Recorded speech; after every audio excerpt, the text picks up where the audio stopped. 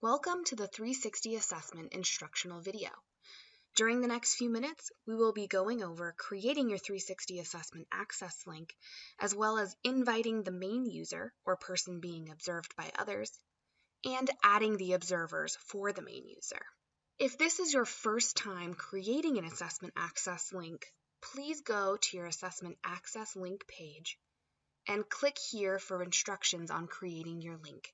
You can also watch the full account tour to go over how to use your entire account first. Creating 360 assessment links is only slightly different from creating your usual links. We will be going over those few differences. When creating your assessment link for a 360 assessment, you will want to pay close attention to your Allow Observers option. You will turn this option on if you want the main user to invite their own observers. You will keep this off if you, as the account admin, would like to invite the observers on their behalf. For demo purposes, I'm going to leave this off for now. A couple of other differences when creating your 360 link is the Email a Copy of option and the Send Reports to option. These two options will be irrelevant when creating 360 links. Reason being, the system has no way of knowing how many observers you would like for each main user. Again, the Email a Copy of and Send Reports to options will not work when creating a 360 link. You will need to come into the account and download the 360 report when ready. Once you have entered all the necessary information and made all of the edits needed to your link, you will simply insert the link as usual. Once you have your 360 link, you will register your main user just as you do for the other assessments. Once a main user has been registered, you have those one of two options I spoke about before when inviting the observers.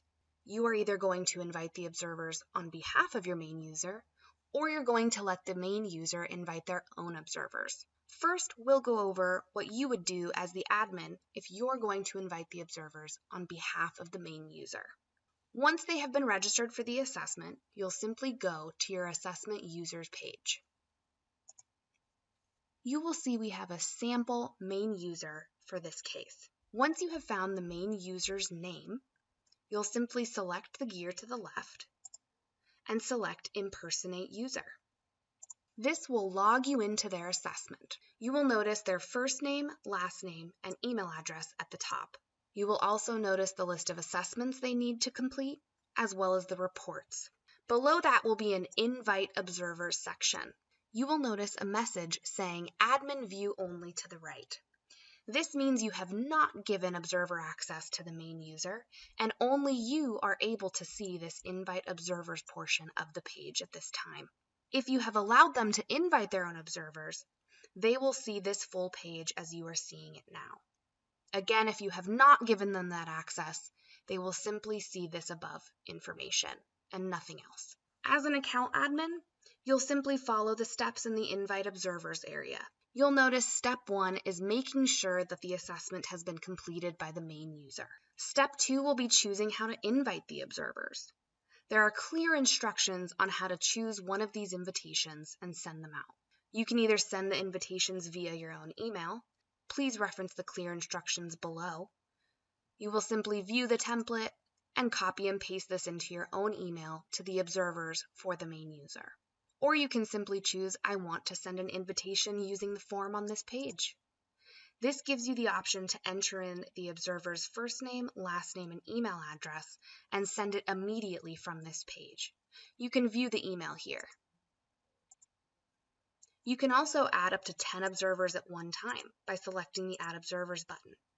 Again, clear instructions for this are above. Moving on to step 3, you'll see an area to monitor the observer feedback. Once you have registered observers, they will appear in this area. It will tell you whether or not they have completed the assessment. You can also edit their information and send them a reminder email as well. It also gives you the option to delete observers if ever needed. If you have given your main user the option of inviting their own observers, like I had mentioned before, they will see this exact page and simply follow the steps to completing their own assessment, inviting their observers with one of the two options, and monitoring their observer feedback. observer feedback is completely anonymous. They are not able to see any observer's responses at any time. They are simply given access to seeing if the observer has completed the assessment or not. As an account admin, once all of these steps have been completed, you will want access to getting the report. If you have given access to the main user seeing their own report, a PDF icon will appear here where they can download the report. 360 assessments will not show any observer information on a report until at least 3 observers have completed the observer assessment. This is to keep everything as anonymous as possible. Again, the user can see their own report here when they are ready if you have given them access, or as an account admin, you can always gain report access yourself by following the next steps. From your own account, you will again come to this page, which is your assessment users page, find the main user's name in your list, select the gear to the left, and select View Reports. This will give you access to download the report at any time.